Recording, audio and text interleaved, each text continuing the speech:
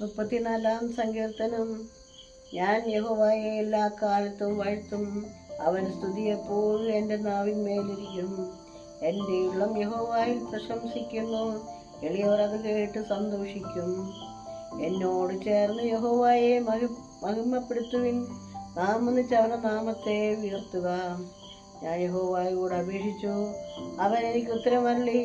എൻ്റെ സകല ഭയങ്ങളിൽ നിന്നും എന്നെ വിടുവിച്ചു. അവങ്കലേക്ക് നോക്കിയവർ പ്രകാശിതരായി.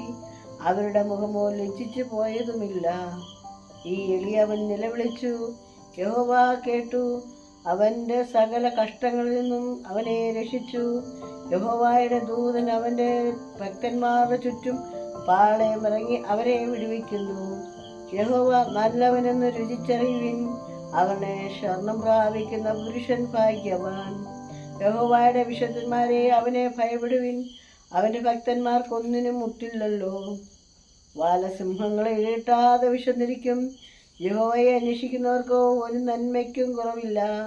മക്കളെ, വന്നു എനിക്ക് ചെവി തരുവിൻ. യഹോവയോടുള്ള ഭക്തിയെ ഞാൻ ഉപദേശിച്ചു തരാം. ജീവനെ ആഗ്രഹിക്കുകയും നന്മ കാണേണ്ടത് ദീർഘാശിച്ചിക്കുകയും ചെയ്യുന്നവനാ. ദോഷം ചെയ്യാതെ നിന്റെ നാവിനെയും വ്യാജം പറയാതെ നിന്റെ അതിർത്തിയെയും കാത്തുകൊള്ളുക. ദോഷം വിട്ടകന്ന് ഗുണം ചെയ്യുക. സമാധാനം അന്വേഷിച്ച് പിന്തുടരുക.